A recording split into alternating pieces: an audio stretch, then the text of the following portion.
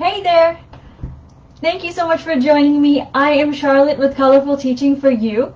And just before we get started, I wanted to let you know that I am streaming to both Facebook and Instagram. So if I'm looking here, I'm talking to Facebook. And if I'm here, I'm talking to Instagram. Just so you know where my eyes are darting to. Now, initially I was going to talk about how to create wonderful creative lessons based on teaching about animals. But because of a tragedy that recently took place and a special request from a friend, I've switched gears and we're talking today about self-worth. And the reason we're talking about self-worth is because there are going to be times, my friend, when you are not going to be able to protect your children. You can watch, but you may not be able to grab on and hold them and just protect them from all of life's dangers that's out there, right? And what we want as teachers and as parents is to raise children who can care for themselves and who can ask for help when they need it and who can walk away from issues when there are problems. So this is what we're talking about today, self-worth. Essentially what self-worth means is it's an internal state of being where we learn to love ourselves, we learn to accept ourselves, and we learn to respect ourselves as we are. So again, it's learning to understand, love, and respect ourselves as we are right now. Not as we were, not as we're going to be, but as we are right now. Okay? So what I want you to do is, first of all, you might be asking, well, when do I teach my kids about self-respect or self-worth, sorry. You do it now. So I don't really care if your children are kindergarten or if they're in high school. You start where they're at. So if your kids are in kindergarten, well, guess what? When you start now, they have all of this time to work on it. And if they're in high school, you're giving them the tools to help them into adulthood. So get started right now. Okay? So I have a planner ready for you, or a journal, where you can work with younger children, or you can use it for older kids in high school, and for yourself as well.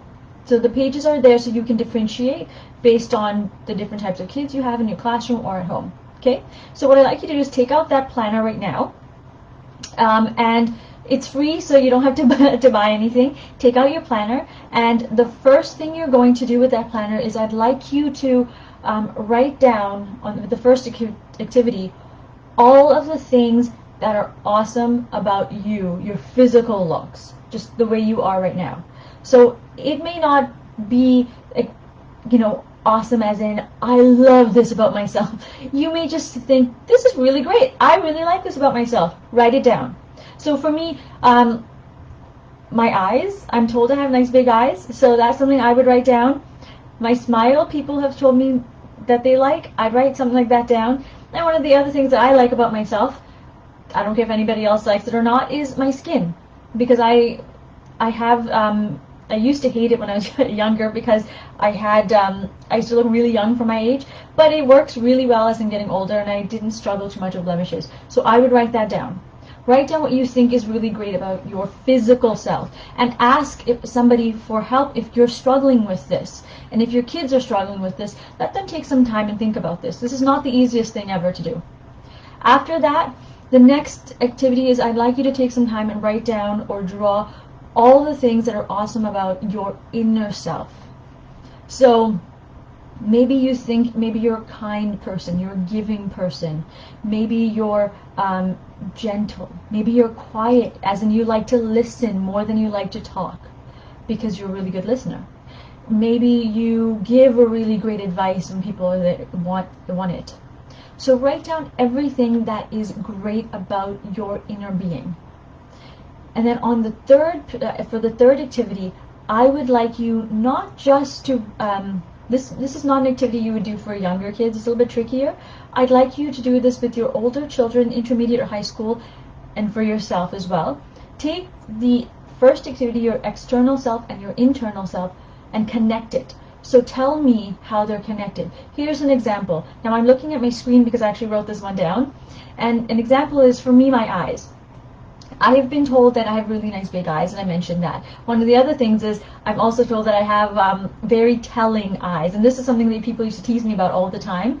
I couldn't tell apparently a lie for the life of me, and so I'd have to hide behind people when when I had to lie about something.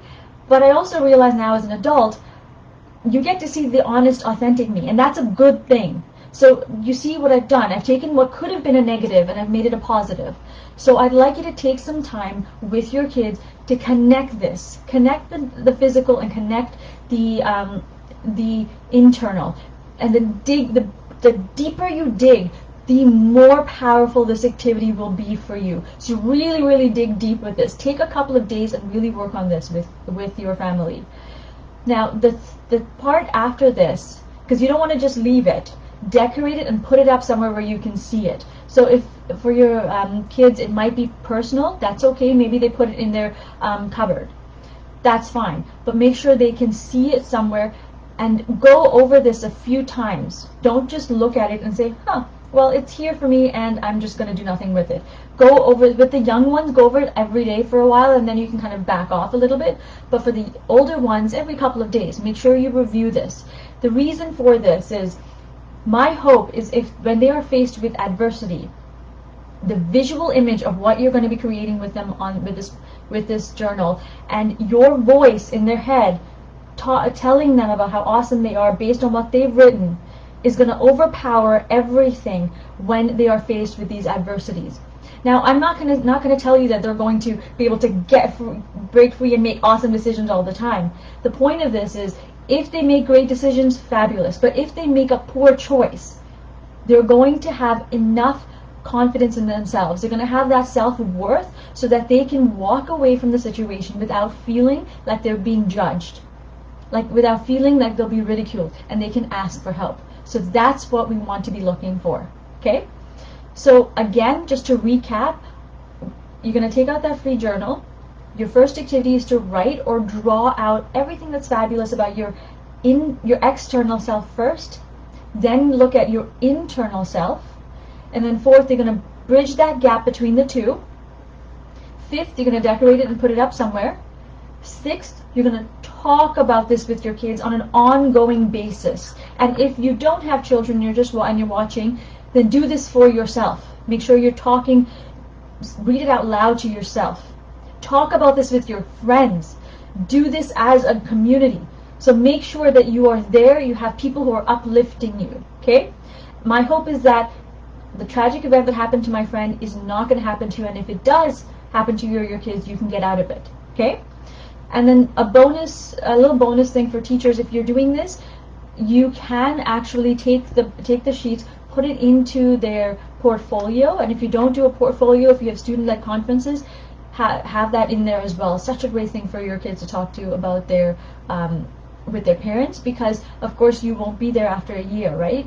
They might come and see you. I hope they come and see you because you're awesome.